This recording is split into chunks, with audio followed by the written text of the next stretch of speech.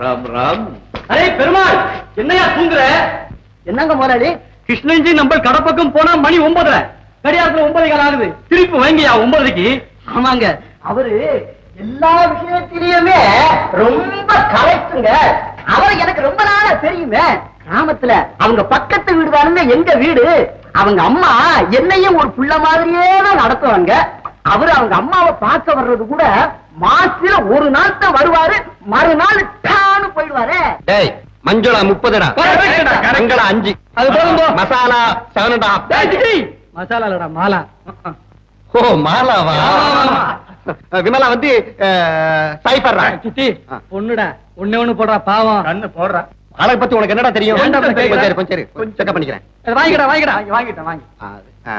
சித்தி என்ன ஆச்சு? ஒரு 4 பிக்சரா இல்ல 5 வச்சுக்கோ. என்னடா மாத்திர இது? இரு. ஒண்ணும் புரியலடா, ஒண்ணும் தெரியலையா? என்னடா கொடுமை? டேய் சிட்டி, என்னடா ராமு? யாரு போறாடா? ஆமாடா, நம்ம காலேஜ் பிஷ் 100 100க்கு 100 கொடுக்கலாம்டா. டேய் சிட்டி, என்னடா ஆச்சு? யாகுவா அடி பலமாடா என் கண்ணு. கண்ணை கொஞ்சம் திறடா. டேய் ப்ரொஃபசர் வரடா, ப்ரொஃபசர் கிருஷ்ணன் வரடா. Good morning. Good morning sir. Good morning குல்கா. Good morning sir. Good morning. Good morning sir. Good morning. Good morning sir. Good morning. Good morning sir. Good morning sir. Good morning sir. Good morning sir. Good morning. Good morning sir. Good morning. Good morning sir. Good morning. Nonsense. நான் தான் mark போடணும், அவங்க எப்படி mark போடலாம்? Sir பரீட்சைக்கு போடுற mark இல்ல sir. பரீட்சைக்கு தான் மார்க் போடுவாங்க, வேற எதுக்காக? இல்ல சார், நாங்க வர்றப்ப போறப்போ எங்க அழகுக்கு மார்க் போட்டு கிண்டல் பண்றாங்க சார். கவனிக்கப்படும். குட் மார்னிங் மாணிக்கம். சார், இன்னைக்கு காலையில 9:30 மணிக்கு காலேஜ் வாசல்ல நம்ம மாணவர்கள் யாராரு நின்னுகிட்டு இருந்தாங்கிறது உனக்கு தெரியுமா? தெரியாது சார். தினம் யாராரு நிப்பாங்கிறது அவ தெரியுமா? சிட்டி பாபும் அவர் கூட்டாளிகளும் தான் சார் நின்னுகிட்டு இருப்பாங்க. ஓ, அவங்களை எல்லாம் நான் வர சொன்னேன்னு சொல்லு. Yes sir.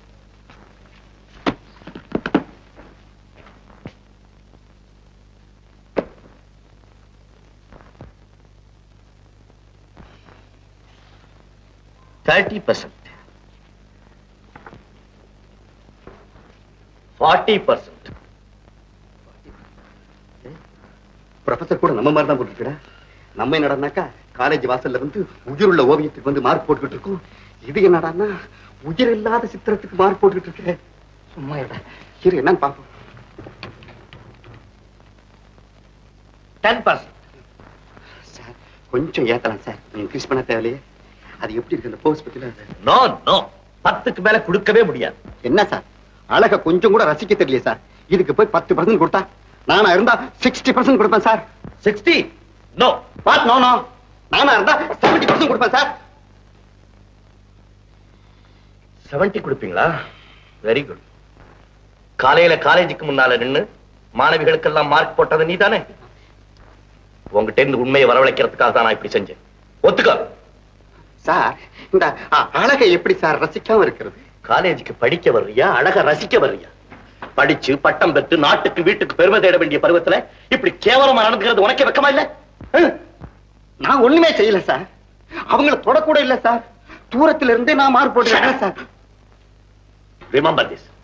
இனிமே உன்னை பத்தி அது மாதிரி கேள்விப்பட்டேன், பிரின்சிபல் கிட்ட சொல்லி இமிடியேட்டா காலேஜ்ல இருந்து டிஸ்மிஸ் பண்ணிடுவேன். Be careful. ராமு,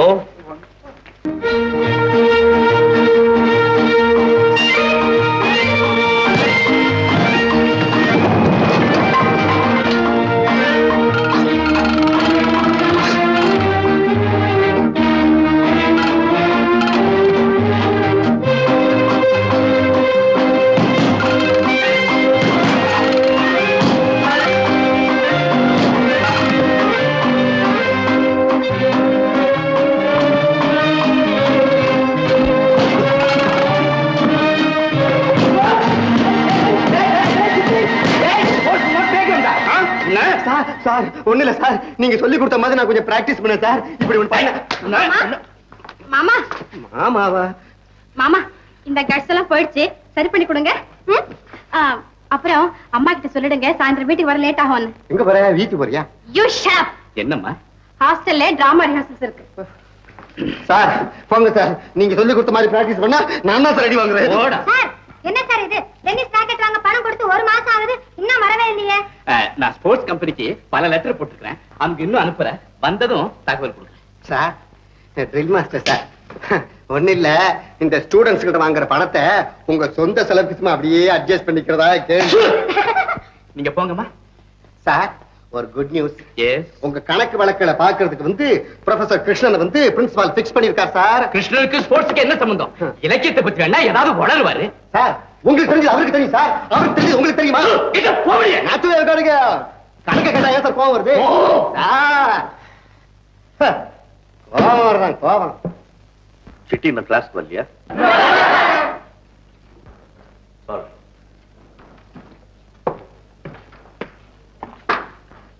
சாக்ரட்டிஸின் தத்துவங்களை பற்றி நேற்று உங்களிடம் சொல்லிக் கொண்டிருந்தேன். சாக்ரட்டிஸ்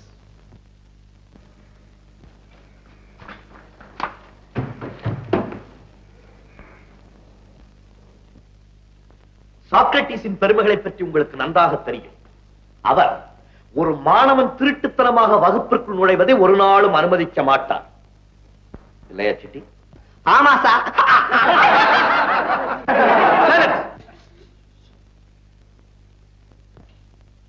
வகுப்புக்கு தாமதமாக வந்தது முதல் குற்றம். அனுமதி இல்லாமல் வந்து உட்கார்ந்தது இரண்டாவது குற்றம். போகட்டும், மன்னித்து விடுகிறேன். சிட்டி, ஆண்டவன் மனிதனுக்கு 2 கண்களையும் 2 காதுகளையும் கொடுத்திருக்கிறான். ஆனால் ஒரே ஒரு வாயை மட்டும் கொடுத்திருக்கிறானே, அதற்கு சாக்ரட்டிஸினுடைய விளக்கம் என்ன உனக்கு தெரியுமா?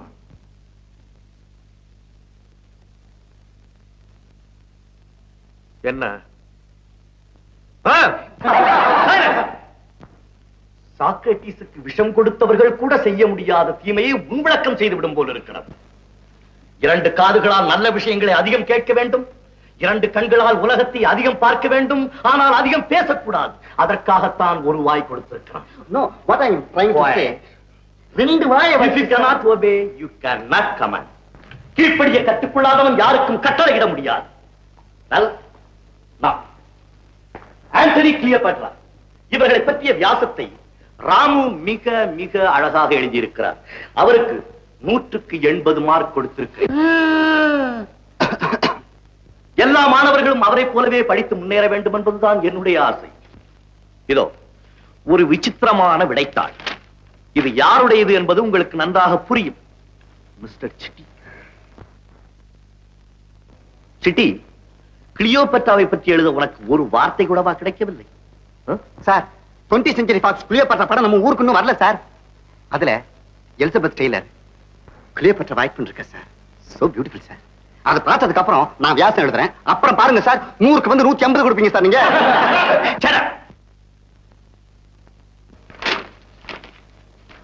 நெக்ஸ்ட் ராதா, நான் சொல்லிக் கொடுத்ததற்கு மாறாகவே எல்லாம் எழுதியிருக்கிறார். வெனி, வெடி, வெக்கி. கேம், சா, காங்கர். வந்தான், பார்த்தான், வென்றான். இந்த வெனி, வெடி, வெக்கி என்ற 3 வார்த்தைகளும் ஜூலியஸ் சீசரை குறிப்பதாகும். ஜூலியஸ் சீசர் ஒவ்வொரு நாட்டிற்கும் வந்தார், பார்த்தார், வென்றார். ஆகவே ஜூலியஸ் சீசருக்காக இருக்கும் இந்த வார்த்தைகளை ஆண்டனிக்கு உபயோகப்படுத்துவது பொருத்தமே இல்லை. அதுவும் காதலுக்கு உபயோகப்படுத்துவது மிக மிக தவறாகும். காதலும் ஒரு சாம்ராஜ்யம் தான் சார். யூ சிட் அப். ஆண்டனி கடமை பாதையில் செல்லாமல் காதல் பாதையில் சென்று தன்னையும் அழித்துக் கொண்டான், தன் காதலை அழிவதற்கும் காரணமானான். அதை சொல்வதை விடுத்து கிளியோபாட்ராவின் காதலை புகழ்ந்து எழுதியிருக்கிறாயே. காதலை புகழ்ந்து எழுதுவது தவறா சார்? டெஃபினெட்லி. காதல் கண்ணீருக்கு வழிகாட்டும், கடமை வெற்றிக்கு வழிகாட்டும். நாகரிகத்தை வளர்த்தது கடமை உணர்ச்சி, நல்லவர்களை அழித்தது காதல் உணர்ச்சி. காதல் பொல்லாதது, தோல்விக்கு வழிகாட்டுவது. காதல் தேவையற்றது. ரோமியோ ஜூலியட் என்ன ஆனார்கள்?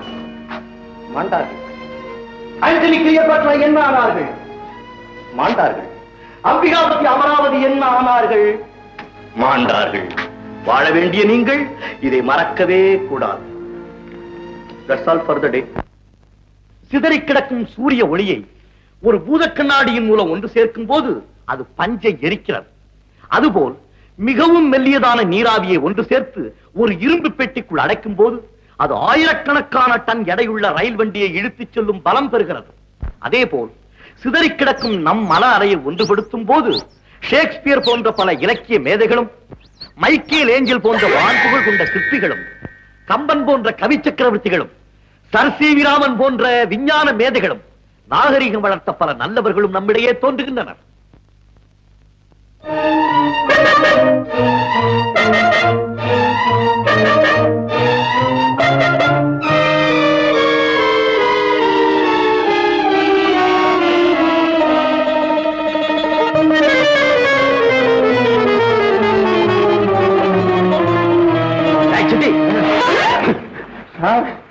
என்ன இது கூண்டுல இருந்த குருவி பறந்து போச்சு சார். உன் மூளைதான் உன்னை விட்டு பறந்து போச்சு.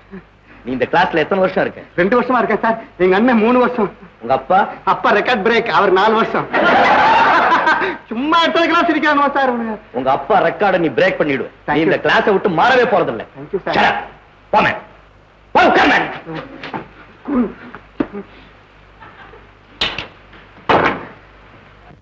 மாணவர்களாக இருக்கும்போது சிரிப்பிலும் வேடிக்கையிலும் கவனத்தை சிதற விடுபவர்கள் வருங்கால வாழ்க்கையிலே வரும் நல்ல சந்தர்ப்பங்களை பயன்படுத்திக் கொள்ள தவறி விடுவார்கள்.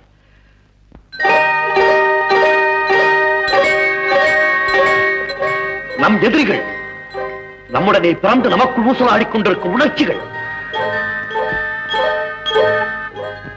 அவை கண்ணுக்கு தெரியாதவை. அந்த உட்புற எதிரிகளை சமாளிப்பது மிக மிக கடினம். அந்த எதிரிகளை வெல்வதுதான் நமது கடமை.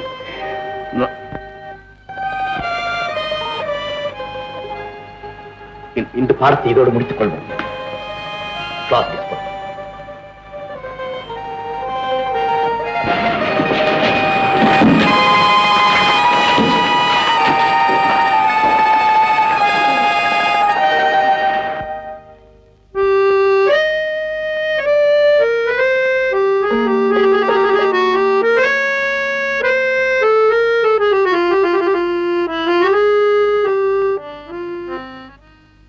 சார் சார், உட்புற எதிரின்னு சொன்னீங்களே, அதுக்கு என்ன சார் அர்த்தம்? அதை எப்படி சார் கண்டுபிடிக்கிறது? தூங்குறவனை எழுப்பலாம், தூங்குற மாதிரி ஆக்ட் பண்றவனை எப்படி எழுப்புறது?